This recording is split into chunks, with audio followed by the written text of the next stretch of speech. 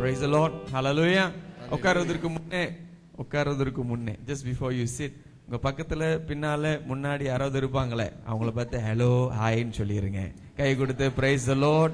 உங்களை நீங்க வந்ததுல சந்தோஷம், உங்களை பார்க்கறதுல சந்தோஷம். Just wish your neighbor, just say welcome, glad to see you, happy to see you. ஏன்னா நம்ம கூடுவது தனி நபர்களாய் கூடுவதில்லை, தேவனுடைய குடும்பமாய் கூடுகிறோம். When we gather, we do not gather as individuals, we gather as a family of God. God bless you. So we want to wish everyone. Okay, very good. Praise the Lord. சந்தோஷமாய் மகிழ்ச்சியாய் நாம் ஒருவரை நாம் வாழ்த்துகிறோம், சந்தோஷமாய் இருக்கிறோம். Chit சாட்டிங்லாம் அப்புறம் வச்சுக்குவோம் நிச்சயமா. ஹல்லேலூயா. நிறைய கதை பேசுவதற்கு நிச்சயமாய் வாய்ப்பு இருக்கும். ஆனால் இப்பொழுது வாழ்த்துகளோடு நாம் ஆரம்பிக்கிறோம். இன்றைக்கு நாம் தேவனுடைய சத்தியத்தை கவனிக்கும்படியாக இருக்கிறோம். We're going to look at the word of God and the meditation. Just let me give you a brief overview of what we're going to do for the next 8 weeks. வருகிற 8 வாரங்களுக்கு நாம் என்ன செய்ய போகிறோம் என்று மேலோட்டமாய் சொல்லி ஜெபத்தோடு நாம் தொடங்கும்படியாக இருக்கிறோம். இயேசு கிறிஸ்துவினுடைய வாழ்க்கை குறிப்பிட்ட வகையிலே அவருடைய வாழ்க்கையிலே நடந்த முக்கியமான சம்பவங்களை நாம் கவனிக்கும்படியாக இருக்கிறோம். We're going to study the life of Jesus Christ, particularly looking at important events that took place in his life.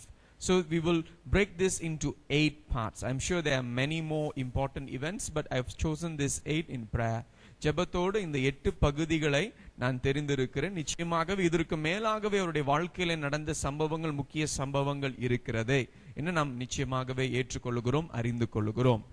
அதில் 8 காரியங்கள் என்னவென்றால் அவருடைய பிறப்பு. The 8 things. What are the 8 things? His birth. இரண்டாவது அவருடைய ஞான ஸ்நானம், his baptism. மூன்றாவது அவருடைய மறுரூபமாக்குதல், his transfiguration என்று சொல்வோம். நான்காவது his triumphal entry, எருசலேமுக்கு நுழைந்த அந்த நுழைவை குறித்து கவனிப்போம். ஐந்தாவது அவர் பெற்ற இரா போஜனம், கடைசி போஜனம், his last supper, அந்த தியானத்தை நாம் போவோம். அதற்கு பிறகு அவருடைய பாடும் மரணமும், his suffering and death. அதற்கு பிறகு அவருடைய உயிர்த்தெழுதல், பரமேறுதல். Then his resurrection and ascension. So this will be the flow that we will take for the next 8 weeks. வருகிற 8 வாரங்களுக்கு அப்படியாக நாம் கடந்து செல்லும்படியாக இருக்கிறோம். Alright, ஜெபம் செய்வோம். தலைவணங்கி நாம் ஜெபிப்போம். பிதாவே நன்றி சொல்கிறோம், இயேசுவே நன்றி சொல்கிறோம், பிதாவே நன்றி சொல்கிறோம், இயேசுவே நன்றி சொல்கிறோம். தூய ஆவியே எங்கள் தெய்வமே நன்றி சொல்கிறோம். துதி ஆராதனை செய்கிறோம், துதி ஆராதனை செய்கிறோம், துதி ஆராதனை, துதி ஆராதனை, துதி ஆராதனை, துதி ஆராதனை செய்கிறோம். திருத்துவ தெய்வமே உம்மை நாங்கள் போற்றுகிறோம், உம்மை நாங்கள் வாழ்த்துகிறோம். பிதா குமாரன் பரிசுத்த ஆவியான தேவனே உம்மை நாங்கள் உயர்த்துகிறோம். மெய்யாகவே நீர் கர்த்தர், நீர் ராஜரிகம் பண்ணுகிற ராஜாவாய் இருக்கிற இந்த நாளிலே உம்முடைய சத்தியத்தை, உம்முடைய விசேஷித்த ஞானம் எங்களுக்கு வெளிப்பட கர்த்தர் தாமே பேசுவீராய் என்று ஜெபிக்கிறோம். ஆவியானவர் ஆளுகை செய்து உம்முடைய சித்தம், உம்முடைய சத்தம் தெளிவாய் திட்டவட்டமாய் கேட்கப்பட கர்த்தர் பேச போகிறதற்காய் உம்மை ஸ்தோத்திரிக்கிறோம். அடியேனை மறைத்து நீர் வெளிப்பட உம்முடைய ஜனத்தினுடைய இருதயத்தை கர்த்தர் கவர்ந்து அப்படியாய் மூடிக்கொண்டு இரத்தத்தினாலே கழுவி சுத்திகரித்து எண்ணங்கள் இருதயம் எல்லாம் இயேசுவுக்கென்று நாங்கள் முற்றிலும் முழுமையாய் ஒப்பு கொடுக்கிறோம். குழப்பத்தின் ஆவிகள் இயேசுவின் நாமத்தில் கடிந்து அப்புறப்படுத்துகிறோம். கவனம் செலுத்த முடியாத திசை திருப்புகிற செயல்கள், எண்ணங்கள் இயேசுவின் நாமத்தில் கடிந்து அப்புறப்படுத்துகிறோம். ஆண்டவரே, அந்த செயல்கள் செயலற்று போவதாக என்று ஜெபிக்கிறோம். தேவனுடைய பலத்த காரியங்கள், செயல்கள் எங்கள் மத்தியிலே காணப்பட சத்தியத்தை அறிவீர்கள், சத்தியம் உங்களை விடுதலையாக்கும் என்று சொன்ன அந்த வார்த்தை வசனமாய் கடந்து வர நாங்கள் எங்களை முற்றிலும் முழுமையாய் அர்ப்பணம் செய்கிறோம். மனிதனுக்கு மேலாக பேசுகிறது நீர் ஐயா. நீர் வெளிப்படும்படியாய், நீர் பேசும்படியாய், எங்களுடைய இருதயங்கள் கொழுந்து விட்டு எரியும்படியாய் நாங்கள் ஜெபிக்கிறோம் ஐயா. நம்முடைய சமூகத்திற்குள்ளாய் அர்ப்பணம் செய்கிறோம். இயேசுவின் நாமத்தில் ஜெபிக்கிறோம் எங்கள் நல்ல பிதாவே, ஆமென். ஹல்லேலூயா, ஹல்லேலூயா. இயேசு கிறிஸ்துவினுடைய பிறப்பை குறித்து நாம் தியானிக்கும்படியாய் கூடியிருக்கிறோம். We are here gathered today to meditate about the birth of Christ. And I'm sure you may say, season முடிஞ்சிருச்சு பாஸ்டர். என்ன முடிஞ்சிருச்சு? சீசன் முடிஞ்சிருச்சு, கிறிஸ்மஸ் முடிஞ்சிருச்சு. அந்த கிறிஸ்மஸ் முடிஞ்ச பிறகு பிரசங்கம் பண்ண நல்லா இருக்காதே அப்படின்னு நினைக்கலாம். ஆனா கிறிஸ்மஸ் ஆனது நடந்து முடிந்த ஒரு சம்பவத்தை நாம் கொண்டாடுகிற கொண்டாட்டம். ஹல்லேலூயா. We are celebrating Christmas. It is celebrating an historic event that has taken place, and that is what we celebrate Christmas.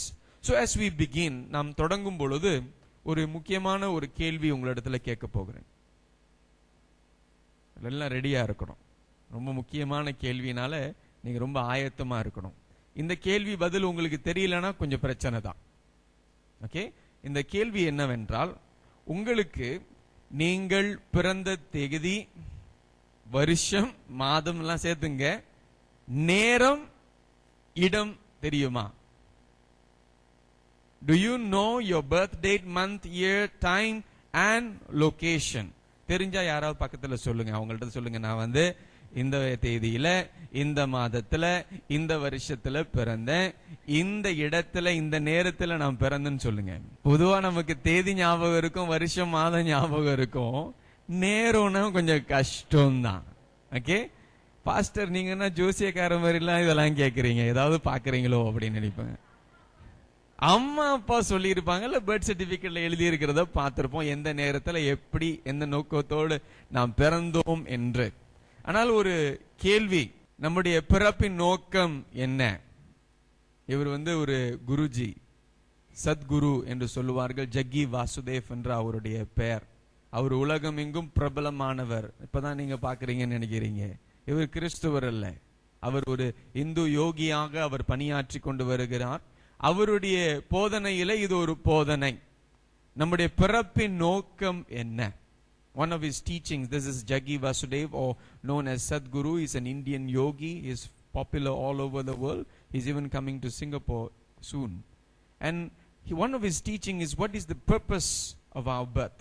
And I'm sure he has his own perspective, own teachings. அவருக்கு நிச்சயமாகவே அவருடைய எண்ணங்களிலே, அவருடைய நோக்கத்தோடு அவர் போதிக்கிற ஒரு போதனை நிச்சயமா இருக்கும். நம்ம பிறப்பு, இந்த பூமியில பிறந்த அந்த பிறப்பை குறித்து யோசிக்கும் பொழுது, அந்த பிறப்பின் நோக்கத்தை நாம் யோசித்து பார்த்து இருக்கிறோமா? பாடுறாங்கல்ல, பழைய பழைய பாடல் என்ன பாடுறாங்க? ஏன் பிறந்தாய் மகனே, ஏன் பிறந்தாயோ? ஏன் பிறந்தாய், நாம் ஏன் பிறந்திருக்கிறோம் என்ற ஒரு கேள்வி, அந்த கேள்விக்கு ஒரு பதில் நமக்கு கிடைக்க வேண்டும். We must ask the right question. Why are we born on this earth? What is the purpose of our birth? Not only ask, find the answer. அந்த கேள்விக்கு நமக்கு பதில் கிடைக்க வேண்டும். So in this quote, to know the purpose of our unique design, if I may add, our birth, the purpose of our life, we must get to know the one who designed us. நம் இந்த பூமியிலே உருவாக்கப்பட்ட நோக்கத்தை அறிய வேண்டும் என்றால் நம்மை உருவாக்கினவரை நாம் அறிந்து கொள்ள வேண்டும். ஹல்லேலூயா. நல்ல ஞானமான ஒரு சொல் என்று நாம் ஏற்றுக்கொள்ள வேண்டும். It is a very wise saying.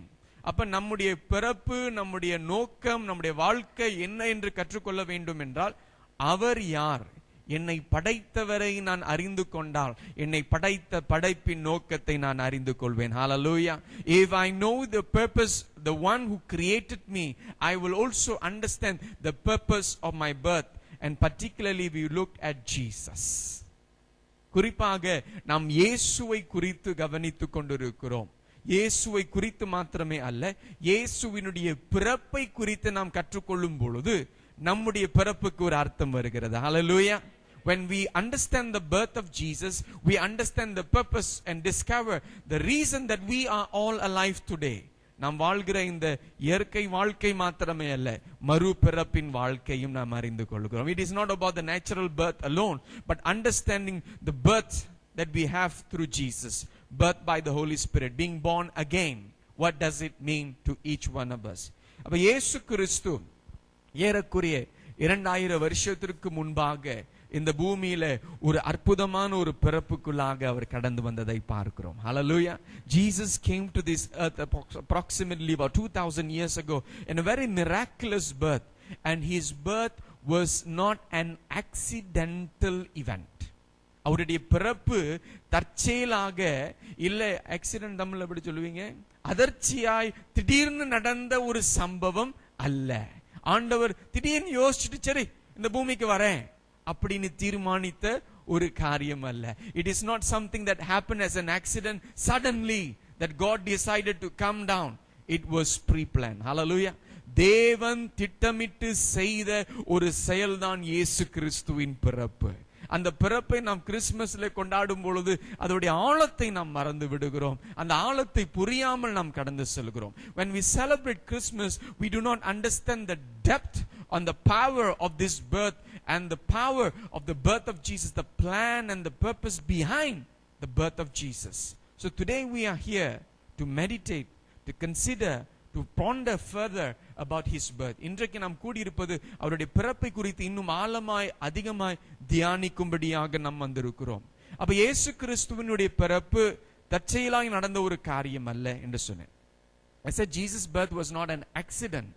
அவருடைய பிறப்பை குறித்து மேசியா என்பவர் வரப்போகிறார் என்பதை குறித்து மாத்திரமே அல்ல, இந்த மேசியா இந்த பூமிக்கு எப்படி வரப்போகிறார் என்று நாம் கற்றுக்கொள்கிறோம். The Messiah is coming, but not only he is coming, it also speaks about how he is going to come. யோசித்து பாருங்க, இயேசு தேவனாய் இருந்து இந்த பூமிக்கு எப்படி எப்படி வந்திருக்கலாம். Just think through, consider how Jesus could have come to this earth.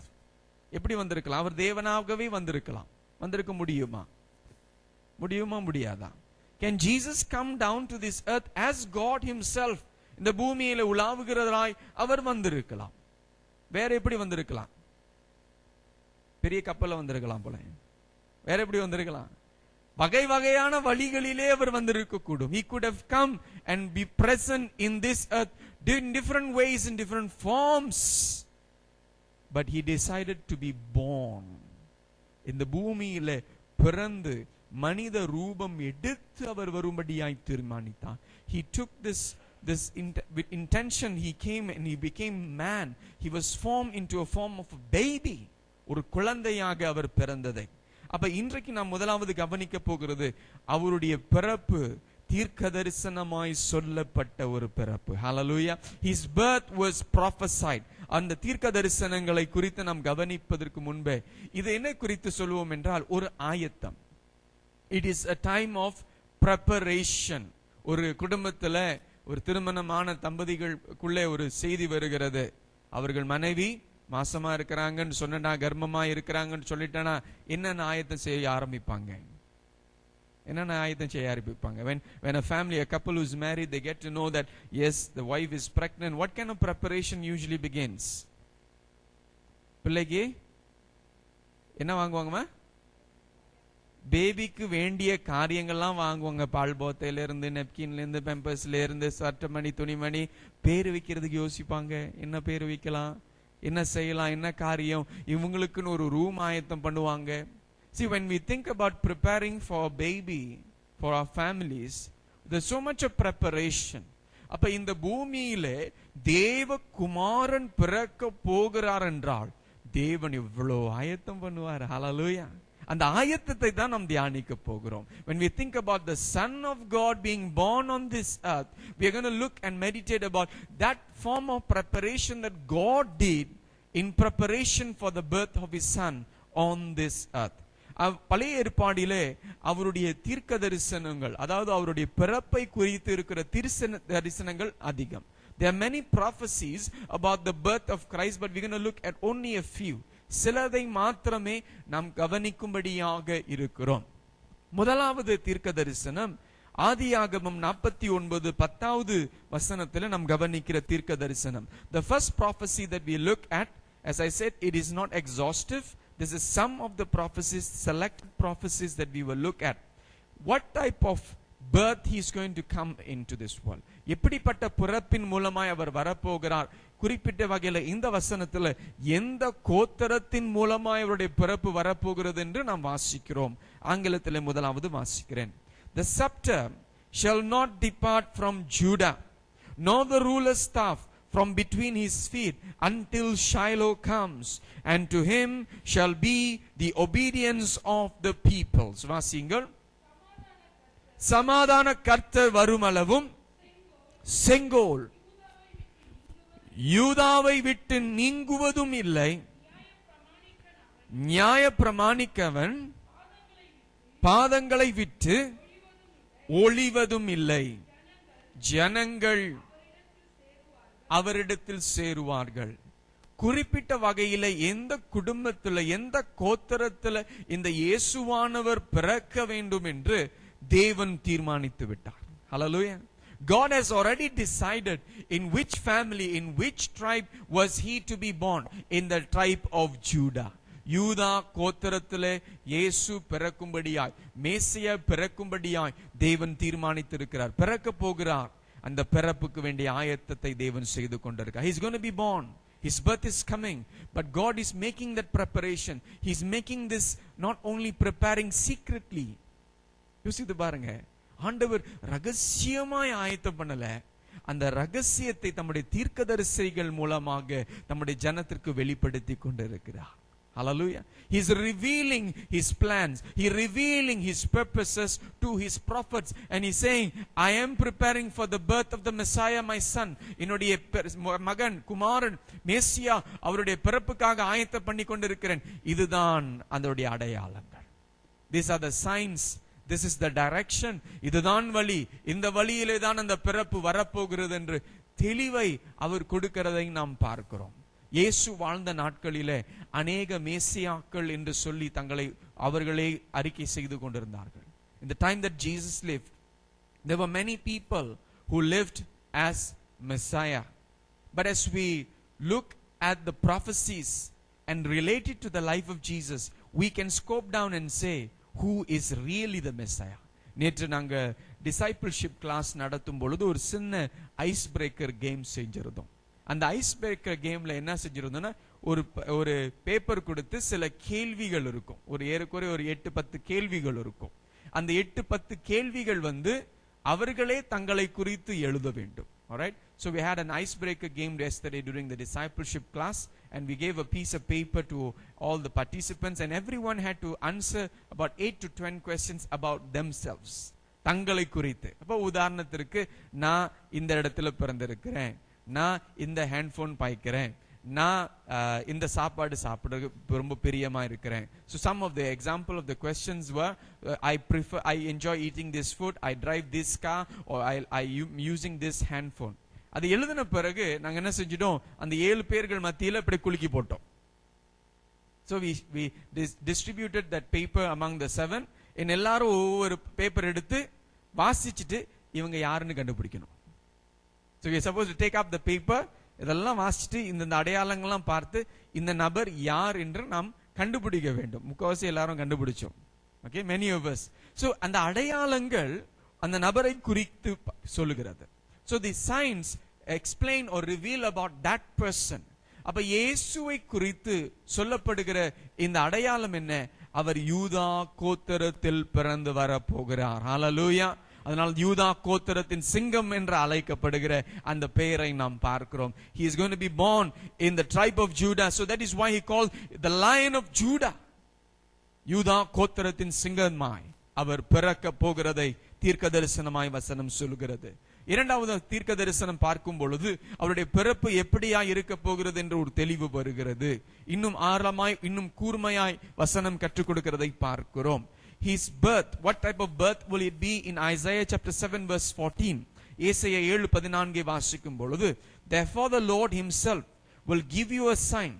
Behold, a virgin will be with child and bear a son, and she will call his name Emmanuel. வாசியுங்கள்.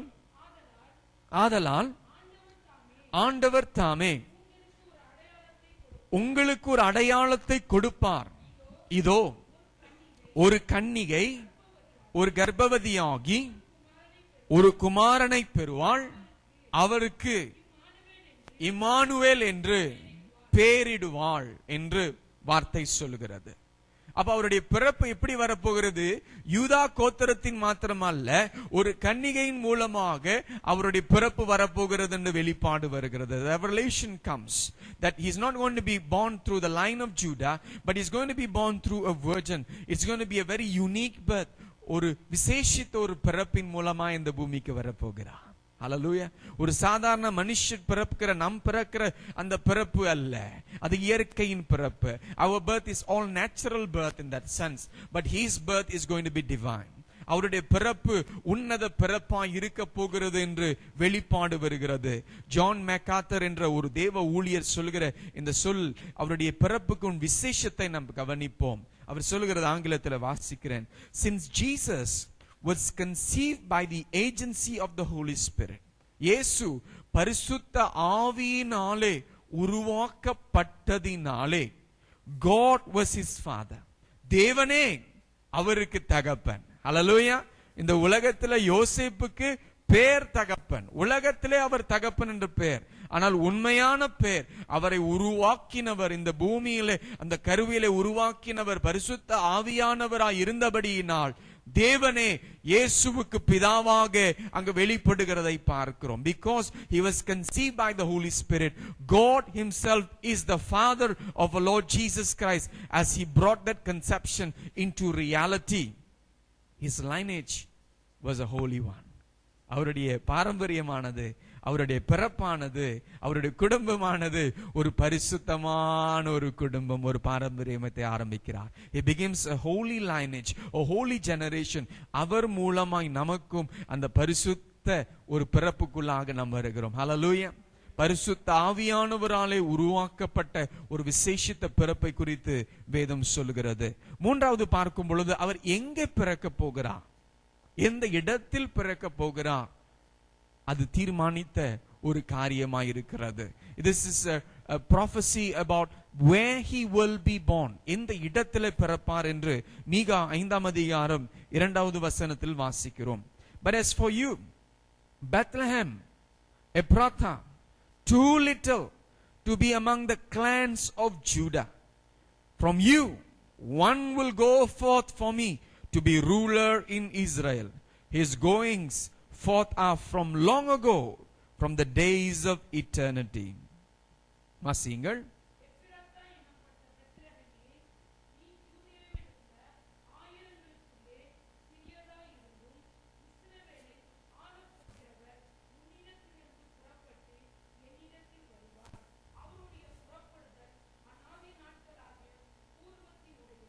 Hallelujah. பெத்லஹேம் என்ற இந்த கோத்திரம் ஒரு இடம் மாத்திரமே அல்ல, ஒரு கோத்திரம் தங்குகிற ஒரு இடமாயிருக்கிறது. அந்த கோத்திரத்தில் ஒரு சிறிய குடும்பம் தங்கின ஒரு இடமாயிருக்கிறது. It is not only a location, it is not only a city, it also a place where the clan or the Bethlehemites clan lived together. And they were considered small. சிறியவர்களாக அவர்கள் காணப்பட்டார்கள்.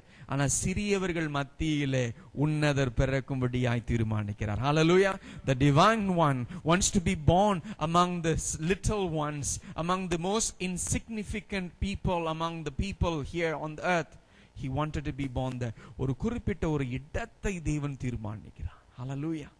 உலகத்தில் எங்க வேணாலும் அவர் பிறந்திருக்கலாம், எந்த மூலையிலாலும் அவர் பிறந்திருக்கலாம். Hallelujah. He could have been born in any location that he could have chosen. The world belongs to him. இந்த பூமியானது அவருக்கு சொந்தம். ஆனால் சிறியவர்கள் மத்தியிலே பிறக்கும்படியாக, ஒரு குறிப்பிட்ட இடத்துல பிறக்கும்படியாக தேவன் தீர்மானித்த அந்த தீர்மானத்திற்காக கர்த்தரை ஸ்தோத்திரிக்கிறோம். Hallelujah. We praise God for his decision to be born in a very little place, a very insignificant place, but he gave it importance through his birth.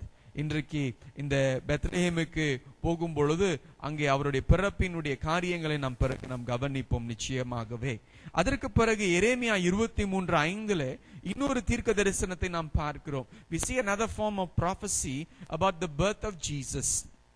As we look the connection between Judah, between the virgin birth, between Bethlehem, there is this one king that links all this together. அவர் யூதா கோத்திரத்தில் பிறக்க போகிறார், Bethlehem பட்டணத்தில் பிறக்க போகிறார், ஒரு கன்னிகையின் வயிற்றில் பிறக்க போகிறார் என்று கவனிக்கும் பொழுது ஒரு குறிப்பிட்ட ஒரு ராஜாவின் குடும்பத்தில் அவர் பிறக்க போகிறார் என்ற அந்த தீர்க்க தரிசனத்தை பார்க்கிறோம். எரேமியா 23:5 வாசிக்கிற பொழுது it says here, behold, the days are coming, declares the Lord, when I will raise up for David a righteous branch, and he will reign as king and act wisely and do justice and righteousness in the land. வாசியுங்கள். நாட்கள் வரும் என்று கர்த்தர் சொல்லுகிறார், அப்பொழுது தாவீதுக்கு ஒரு நீதி உள்ள ஒரு கிளையை எழும்ப பண்ணுவேன், அவர் ராஜாவாயிருந்து ஞானமாய் ராஜரீகம் பண்ணி பூமியிலே நியாயத்தையும் நீதியையும் நடப்பிப்பார். ஹல்லேலூயா. அவருடைய பிறப்பு எந்த குடும்பத்தின் மூலமாய், யாருக்கு பதிலாக இவர் ராஜரீகம் பண்ண போகிறார் என்ற அந்த சத்தியம் பேசப்பட போகிறது. தாவீது ராஜா குடும்பத்தில் பிறந்து வரப்போகிறவர், அவர் ஒரு விசேஷித்த ஒரு ராஜாவாய் இருக்க போகிறார் வேதம் சொல்கிறது. Because he's going to be born into the line of King David, he's going to be a very unique, a very special king. ஒரு விசேஷித்த ராஜா பிறக்க போகிறார் என்று ஒரு சத்தம் வருகிறது. ஹல்லேலூயா. இந்த தீர்க்க தரிசனங்களை கேட்க கேட்க நமக்கு ஒருவேளை இதெல்லாம் நடந்து முடிஞ்சதனால அவ்வளவு ஆழமாய் தெரியல. Because this has happened, we don't feel the impact of these promises. We don't feel the power in these prophecies. இந்த தீர்க்க தரிசனங்களில் இருக்கிற அந்த வல்லமை, அதன் மூலமாய் உருவாகுகிற அந்த நம்பிக்கை ஒண்ணும் இல்லாதவர்களிடத்துல, ஒண்ணும் இல்லாதவர்களிடத்துல நீங்க போய் சொல்றீங்க, நாளைக்கு உங்களுக்கு சாப்பாடு போட போறோம், உங்களுக்கு எப்படி இருக்கும்? ஒரு எதிர்பார்ப்பு, ஐயோ நாளைக்கு சாப்பிடாம இருந்த எங்களுக்கு சாப்பாடு கிடைக்க போகிறது. அப்ப ஒன்றும் இல்லாத நம்பிக்கையற்ற ஜனங்களிடத்துல தேவனுடைய வெளிப்பாடு வந்து கொண்டிருக்கிறது. These prophecies are being spoken to a people who have no hope, nothing to look forward to. Sin, destruction is something that has become so common. பாவம், அழிவு அதிகமாய் செயல்பட்டு கொண்டிருக்கிற நேரங்கள் மத்தியிலே ஒரு வெளிச்சம் வருகிறது. தீர்க்க தரிசனத்தின் வெளிச்சம், the gift or the light of prophecy is coming. He is going to be born into the line of David. தாவீதினுடைய பிறப்புக்குள்ளாக அவர் பிறக்க போகிறார். அதோடைய நிறைவேறுதல் வெளிப்படுத்தின விசேஷம் 22:16 வாசிக்கிறோம். We find the fulfillment in Revelation 22:16. I, Jesus, have sent my angel to testify unto you these things in the churches. I am the root and the offspring of David and the bright and morning star என்று கர்த்தருடைய வாசனம் பேசுகிறதை பார்க்கிறோம். வாசிங்கள்.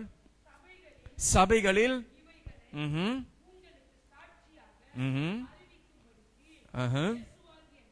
இயேசுவாகிய நான் அனுப்பினேன்.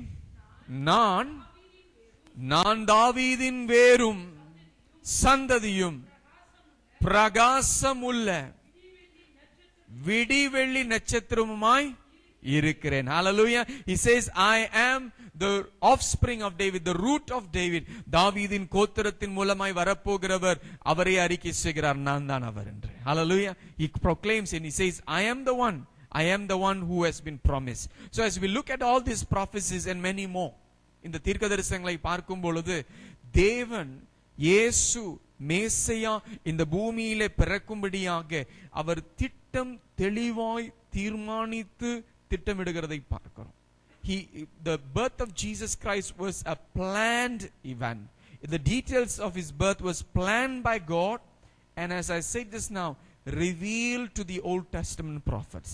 அந்த வெளிப்பாடு தேவன் கொடுத்தார். ரகசியமாய் மூடி மறைத்து திடீர்னு ஆண்டவர் ஒரு நாள் சர்ப்ரைஸ் என்று சொல்லல. ஆண்டவர் சொன்னார், இதெல்லாம் நடக்க போகுது, காத்திரு காத்திரு. ஆனா எப்பதான் தெரியல, எப்ப நடக்க போகிறதுன்னு தெரியல. They didn't know when it was going to happen, but it happened. It happened 2000 years ago. 2000 வருஷத்திற்கு முன்பாக இந்த தீர்க்க தரிசனமானது நிறைவேறினது. ஹல்லேலூயா. நிறைவேறி முடிந்த நாட்களுக்குள்ளாய் காலங்களுக்குள்ளாய் நாம் வாழ்ந்து கொண்டிருக்கிறோம். His birth has been fulfilled. It has happened, and we're going to look at how it was fulfilled. So as we look at his birth was not only prophesied, but also miraculously fulfilled to the detail of God's plan. தேவனுடைய தீர்க்க தரிசனம் அவருடைய பிறப்பு வரப்போகிறது என்று சொன்னது மாத்திரமே அல்ல. இந்த பூமியில அநேகர் தீர்க்கதரிசிகள், மற்ற மதத்தில் சேர்ந்தவர்கள் சொல்லலாம், அவர்கள் அநேக தீர்க்க தரிசனங்கள் கூறியிருப்பார்கள். Many of these religious people all over the world, they make prophecies, but the question is, those prophecies, do they come to pass? அவர்கள் சொன்ன தீர்க்க தரிசனங்கள் அது நிறைவேறுமா? 2012ல இந்த பூமி என்ன ஆயிருக்குன்னு சொன்னாங்க, உலகம் அழிய போகுது. விசுவாசிகள் கூட சொல்லிக்கிட்டு இருந்தாங்க. பைபிள் வாசிக்கிறாங்களோ தெரியல, அந்த படத்தை பார்த்துட்டு பயந்து போயிருந்தோம் ரொம்ப பேர். In 2012 many of us were believing this prophecy that the world is going to be destroyed. சில பேர் நிறைய பேர் என்கிட்ட கேட்டாங்க, போன் அடிச்சு கேட்டாங்க, பார்த்து கேட்டாங்க, பாஸ்டர் ப்ரே பண்ணுங்க பாஸ்டர், இந்த வருஷம் பூமி அழிய போதும். யார் சொன்னா? பைபிள்ல போட்டிருக்கா? இல்ல படம் போட்டிருக்கு. அவன் படத்தை விற்கிறதுக்கு நல்லா நம்மளை ஏமாத்துறான். அந்த ஏமாற்றத்துல பாஸ்டரை ஏமாத்திடுறோம், பயமுத்துறோம். அப்ப பாருங்க, தீர்க்க தரிசனங்கள், அது மாயன் தீர்க்க தரிசனம் என்று சொல்லி அவர்கள் அதை சார்ந்து இந்த பூமி அழிய போகிறது சொன்னதெல்லாம் நடந்துச்சா? Whatever prophecies, many prophecies has been spoken all over the world about many events, but has it been fulfilled? But I know one thing, what my God says he fulfills. Hallelujah. நம்முடைய தேவன் சொல்லுகிறதை செய்து முடிக்கிறவர்.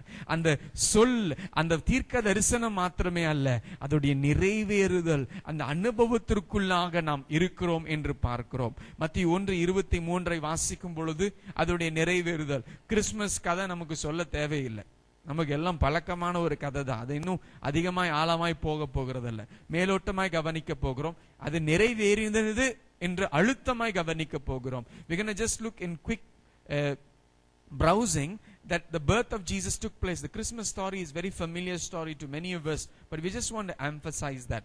Matthew 1:23, Matthew 1:23 சொல்கிறது, behold, the virgin shall be with child and bear a son, and they shall call his name Emmanuel, which translated means God with us. வாசியுங்கள். அவன் இதோ ஒரு கன்னிகை ஒரு கர்ப்பவதியாகி ஒரு குமாரனை பெறுவாள், அவருக்கு இம்மானுவேல் என்ற பெயரிடுவார்கள் என்று சொன்னார். இம்மானுவேல் என்பதற்கு தேவன் நம்மோடு இருக்கிறார். ஹல்லேலூயா. அப்ப ஏசாயா 7:14 நிறைவேறிற்று. இயேசுவின் பிறப்பின் மூலமாய் அந்த பிறப்புக்குள்ள கொஞ்சம் கூட மாற்றம் இல்லை. There was no slight change in the plan. பிறக்கும் பொழுது திடீர்னு மரியாள் வேணான்னு சொல்லிட்டாங்க, அதனால பரவாயில்ல வேற லேடி தேடலாம் ஆண்டவர் கூட செய்யல. ஆண்டவர் தீர்மானித்ததை செய்து முடித்தார். Hallelujah. What God planned, he brought it to fulfillment. He brought his people into that plan. தம்முடைய ஜனத்தை, அந்த ஏற்ற ஜனத்தை, யோசேப்பு மரியாளை அவர் அந்த திட்டத்திற்குள்ளாய் கொண்டு வருகிறதை நாம் பார்க்கிறோம். We must walk into God's plan. தேவனுடைய திட்டத்திற்குள்ளாய் நாம் நடக்க கற்றுக்கொள்ள வேண்டும். அப்பொழுது அந்த திட்டத்தின் நிறைவேறுதலை அனுபவிக்கிறவர்களாக நாம் மாறுவோம். இன்னொரு வாக்குத்தத்தத்தை கவனிக்கிறோம், அதோட நிறைவேறுதலை பார்க்கிறோம். மத்தேயு 2:6 but you Bethlehem, the land of Judah, are you not least among the rulers of Judah? For out of you shall come a ruler who will shepherd my people Israel. Hallelujah. வாசியுங்கள். பெத்லகேமே, நீ சிறியதல்ல.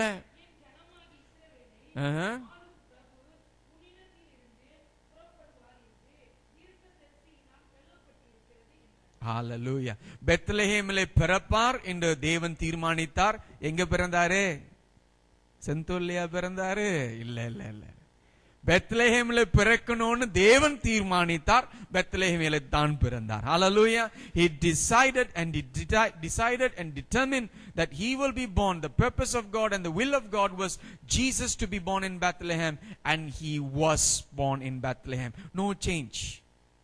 He changed history to make this happen. சரித்திரத்தை அவர் மாற்றி அதற்கு ஏற்ற செயல்கள், ராஜாக்களுடைய தீர்மானங்களிலே அவர் செயல்பட்டதை நாம் பார்க்கிறோம். He influenced the decisions of the kings that this will come to pass, and God made it to come to pass. Hallelujah. தேவன் தீர்மானித்ததை அவர் சொன்னால் ஆகும், அவர் கட்டளையிட்டால் நிற்கும். அவர் தீர்மானித்ததை செய்து முடிக்க அவர் வல்லவராய் இருக்கிறார். What he decided, he is able to fulfill. பெத்லகேமிலே அவர் பிறந்தார். இந்த படத்தை பார்த்தீங்கன்னா அங்க சர்ச் ஆஃப் நேட்டிவிட்டி என்ற ஒரு திருச்சபை இருக்கிறது. அங்கே போகும் பொழுது அந்த சபைக்குள்ளாக ஒரு சின்ன குகைக்குள்ளாக நீங்க பூந்து போய் எட்டி பார்க்கும் பொழுதுதான் இந்த ஸ்டார் தெரியும். Star of Bethlehem, star David. அந்த பெத்லே அங்க அவருடைய பிறப்பை குறிக்குது. ரொம்ப பேர் அதுல கை விடுவாங்க. என்ன எதுக்காக கை விடுறாங்க எனக்கு தெரியல.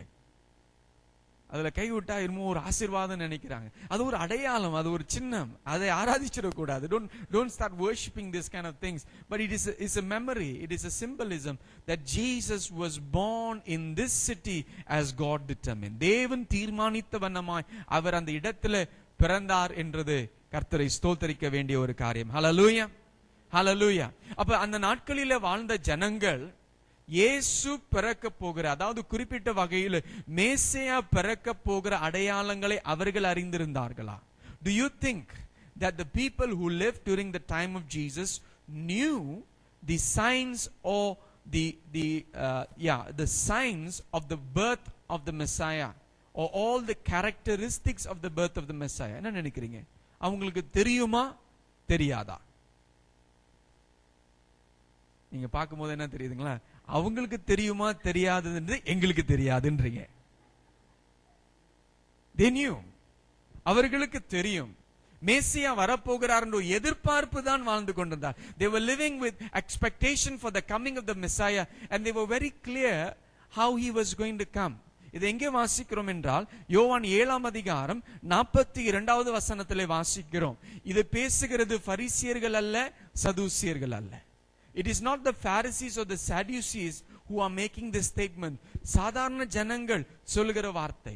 These are common peasant people who are making this statement. They are saying, they are having some discussion or basically an argument. ஒரு வாக்குவாதம் அவர்கள் மத்தியிலே நடந்து கொண்டிருக்கும் பொழுது 42வது வசனத்திலே சொல்லுகிறார்கள், has not the scripture said that the Christ comes from the descendant of David and from Bethlehem, the village where David was? இவர்தான் மேசியா என்று சொல்லும் பொழுது சிலர் கேள்வி எழுப்புகிறார்கள். ஏன்னா இவர்களுக்கு தெரிந்த வரைக்கும் இயேசு எந்த பட்டணத்திலிருந்து வந்தவர்? நாசரத்திலிருந்து வந்தவர். Jesus, as far as they know, he is coming from Nazareth, and they are asking this question. தமிழ்ல வாசிக்க கேட்போம். தாவீதின் சந்ததியிலும் தாவீது இருந்த பெத்லகேம் ஊரில் இருந்து கிறிஸ்து வருவார் என்று வேத வாக்கியம் சொல்லவில்லையா? வசனம் தெரியும், வேதம் தெரியும், அந்த வேதத்தில் சொல்லப்பட்ட வெளிப்பாடுகளும் இவர்களுக்கு தெரியும்.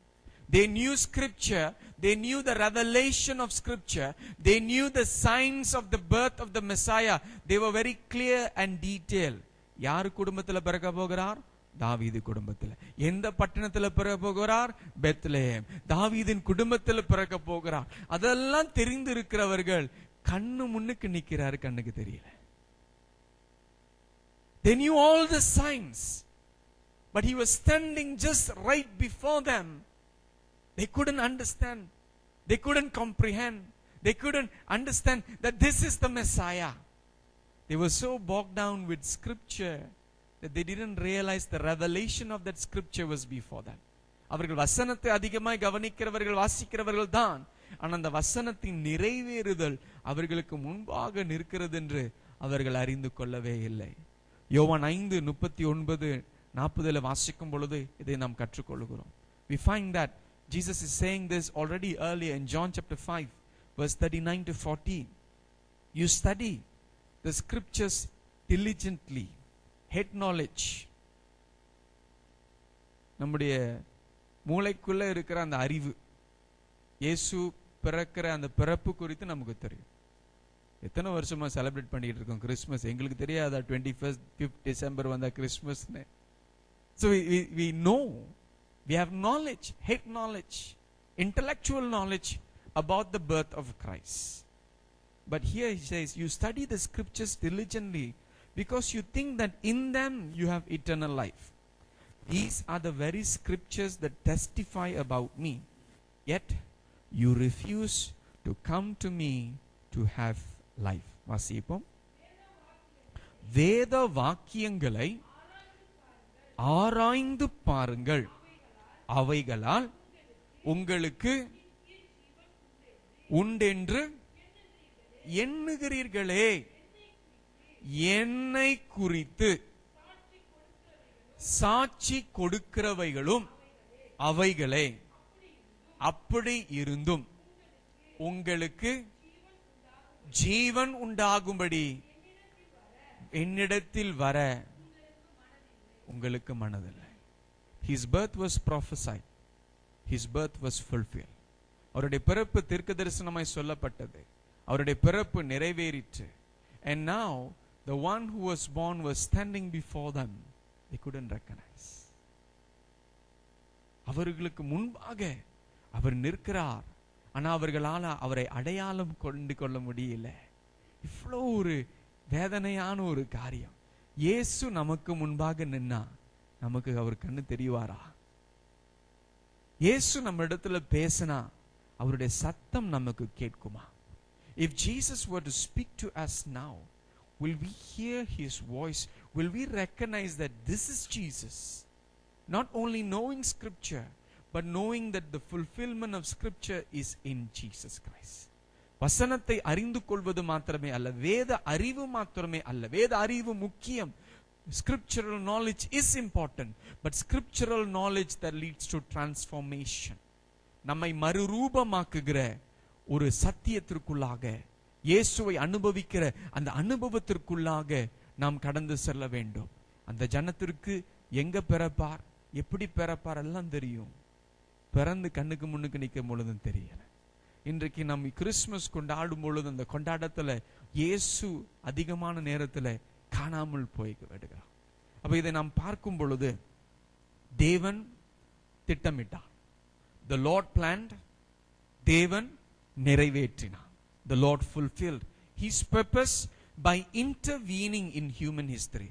மனித சரித்திரத்திற்குள்ளாக ஒரு அசைவு, ஒரு மாற்றத்தை உண்டாக்கி அவர் சொன்னதை செய்து முடித்தார். ஹல்லேலூயா.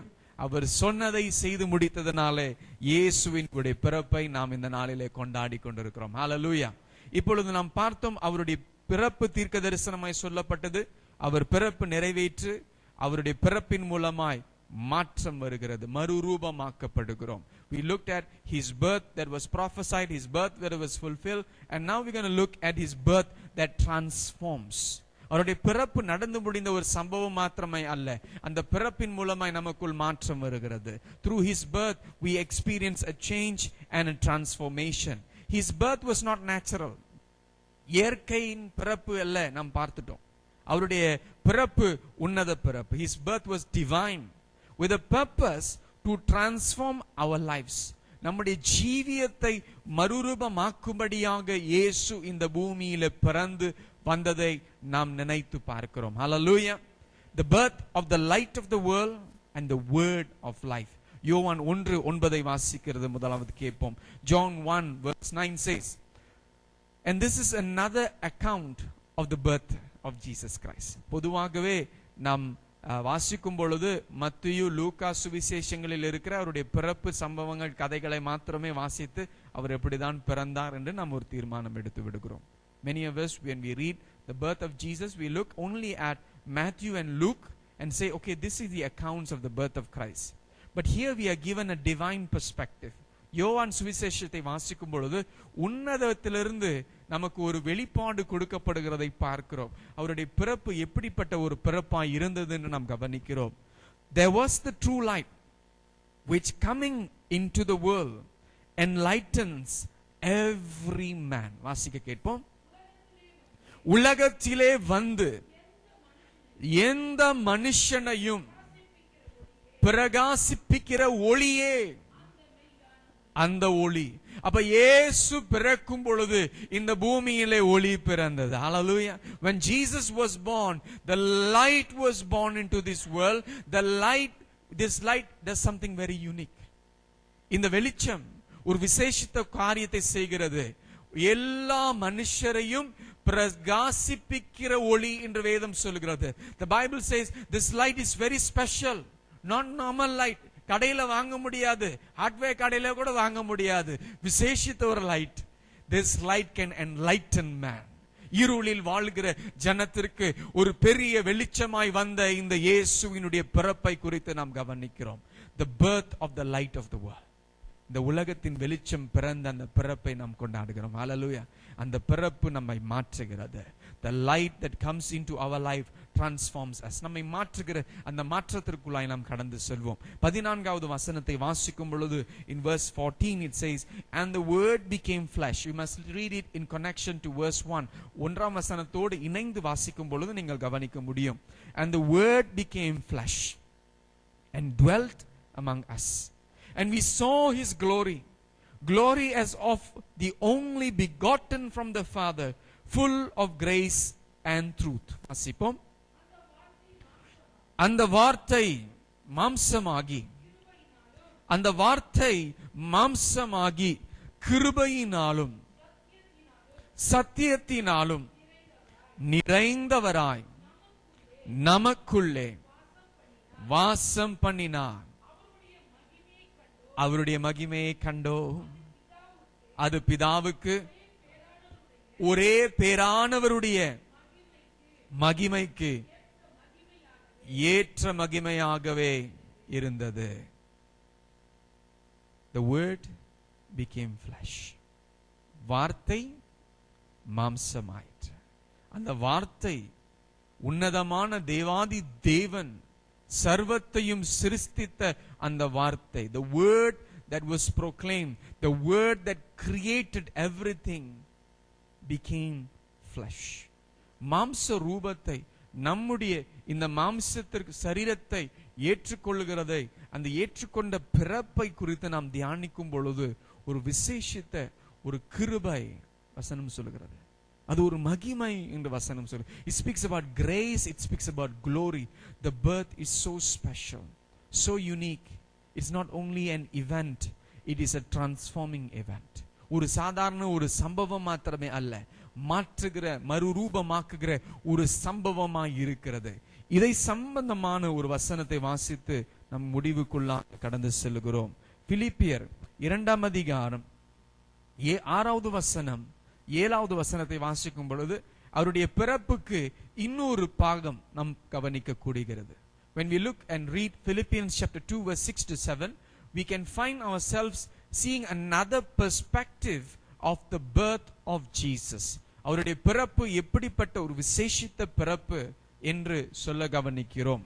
Philippians chapter 2 verse 6 to 7 says, who, referring to Jesus, being in the form of God, thought it not robbery to be equal with God, but made himself of no reputation, made himself nothing in some translation, and took upon him the form of a servant, and was made in the likeness of men. வாசியுங்கள். இருந்தும் சமமாயிருப்பது கொள்ளையாடின எண்ணாமல் தம்மை தாமே வெறுமையாக்கி அடிமையின் ரூபம் எடுத்து மனுஷர் சாயல் ஆனார். God became man. தேவன் மனுஷ சாயலை ஏற்றுக்கொண்டதை நம்மால சாதாரணமாய் புரிந்து கொள்ள முடியாத ஒரு காரியம். ஒரு சின்ன உதாரணம் சொல்கிறேன். சின்ன உதாரணம்னா சின்ன உதாரணம் தான். உங்களை எறும்பா மாற சொன்னா மாறுவீங்களா? If I would ask you, I'm going to transform you into an ant. கேனா பாஸ்டர், இன்னைக்கு தான் பெஸ்ட் கண்ட்ரோல் வேற செஞ்சுட்டு போயிருக்கிறாங்க, அதனால பிரச்சனை ஆயிரும். பாருங்க, நாம் ஒரு சின்ன எறும்பா? இப்போ தேவன் தேவாதி தேவன், ராஜாதி ராஜா, கர்த்தாதி கர்த்தா, அவர் மனுஷனாய் மாறின அந்த மாற்றம் எவ்வளவு வித்தியாச விசேஷமான. To think of the King of Kings and the Lord of Lords, the creator of everything, he becoming man and taking the form of our human likeness and understanding the birth of Christ from that perspective, it must move us. நம்மை மாற்றுகிற ஒரு மாற்றம், நம்மை தாழ்த்துகிற ஒரு தாழ்மைக்குள்ளாக நம்மை நடத்தி செல்ல வேண்டும். It must lead us into a form that just will say, Lord, I empty myself. நீங்களே இறங்கி வந்திருக்கிறீங்க அப்பா, நீங்களே இயேசுவை இறங்கி வந்திருக்கிறீங்க, உம்முடைய சொந்த குமாரனை அனுப்பி இருக்கிறீங்க தகப்பனே என்று சொல்லி. When he says, Lord, you emptied himself, taking the form of a bond servant and being made in the likeness of man. And the Bible says, let this mind be in you which was in Christ Jesus. பிலிப்பியர் 2:5 வாசிக்கிறோம், 6:7 வாசித்தோம், இப்பொழுது 5 வாசிக்கிறோம். வாசிங்கள். கிறிஸ்து இயேசுவில் இருந்த சிந்தையே உங்களிலும் இருக்க கடவது. இயேசு தேவனாய் இருந்து இந்த பூமியிலே மனுஷனாய் உருவான அந்த உருவாக்குதல், சர்வ சிருஷ்டிக்கும் தேவாதி தேவன் ஒரு சிறு சிசுவாக அவர் உருவானது எவ்வளவு ஆச்சரியம். அப்படியாய் தேவன் நம்மை மறுரூபமாக்கும்படியாய், நம்மை மாற்றும்படியாக தேவன் கடந்து வருகிறார். இப்ப இந்த வார்த்தைகள் சொல்கிறது, God formed us. தேவன் நம்மை உருவாக்கினான். Sin deformed us. பாவம் நம்மை உருக்குலைத்தது. நம் பாவம் அசிங்கமான ஒரு வாழ்க்கைக்குள்ளாக மாறிவிட்டோம். ஆனால் இன்றைக்கு இந்த இயேசு 2000 வருஷத்திற்கு முன்பாக இந்த பூமியிலே ஒரு மாற்றத்தை கொண்டு வரும்படியாய் பிறந்த இயேசு நம்முடைய வாழ்க்கைக்குள்ளாக மாற்றத்தை கொண்டு வர வல்லவராயிருக்கிறார். The Jesus who was born 2000 years ago to bring about transformation on this earth, he is able to come and transform us. So his birth was the beginning of the fulfillment of God's plan for our salvation. அவருடைய பிறப்பு தேவனுடைய ரட்சிப்புக்கு ஒரு ஆரம்பமாக, ஒரு ஆரம்ப செயலாக அது காணப்பட்டது, இது வரைக்கும் சொல்லப்பட்டது.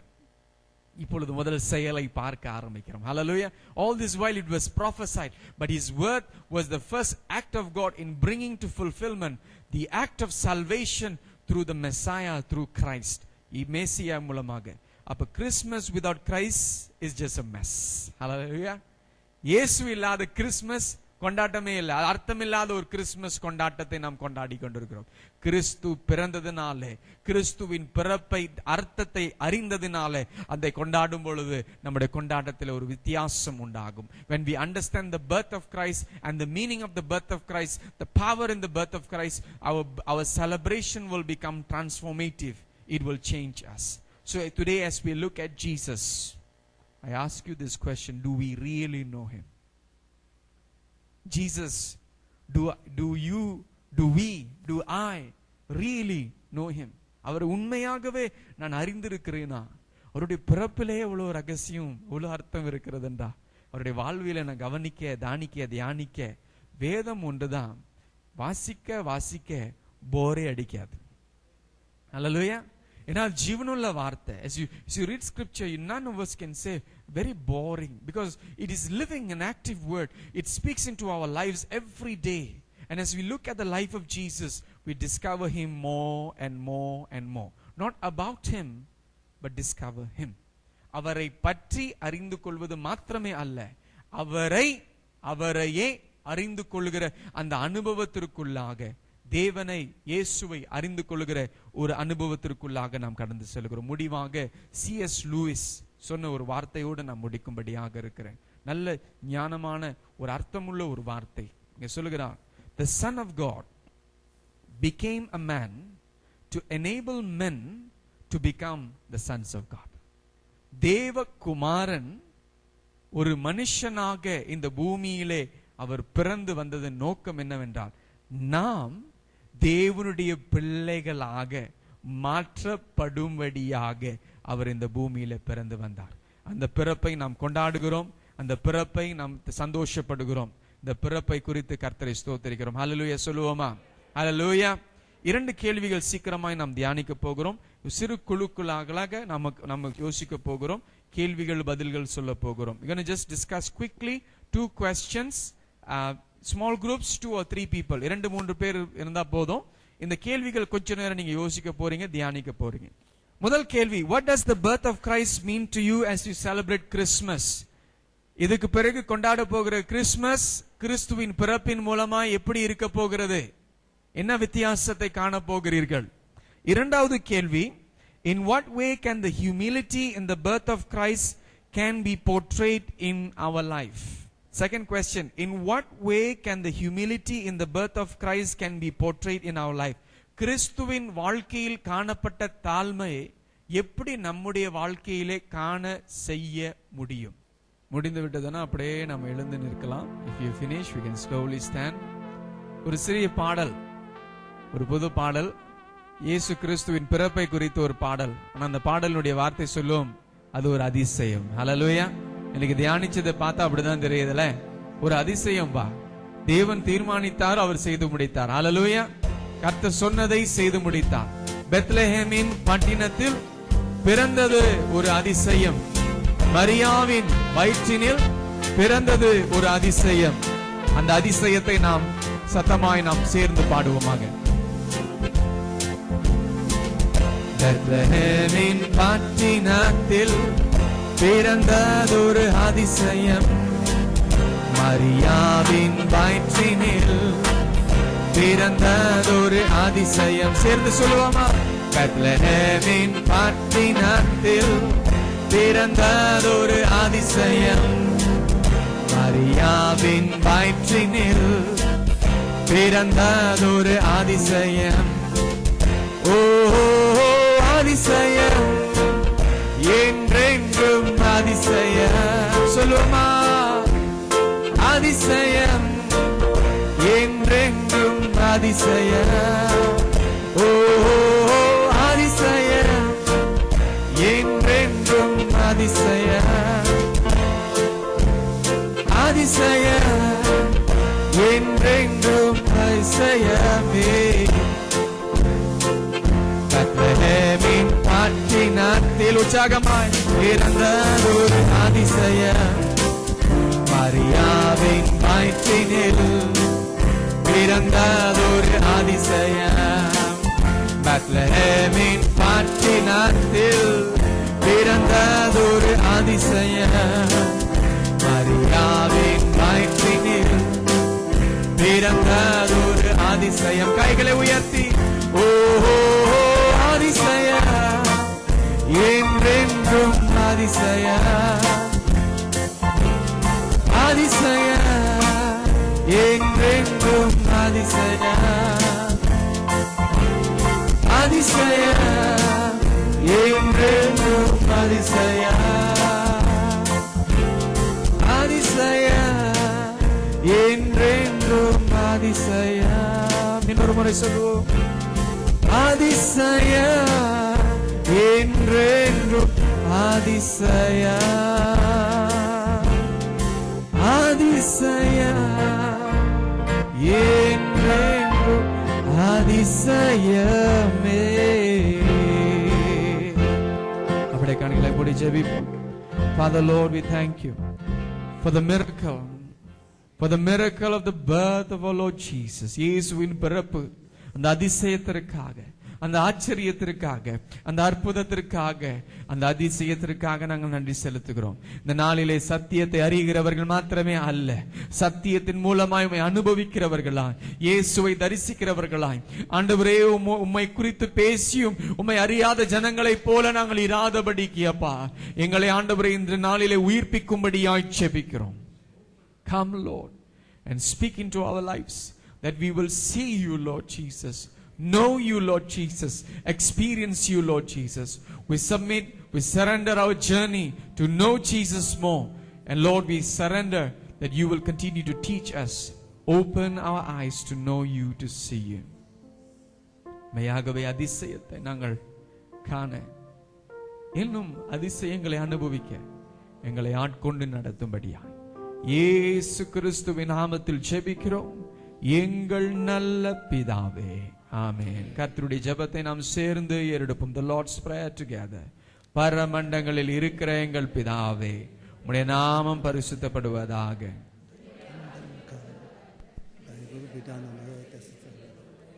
பூமியிலும் செய்யப்படுவதாக.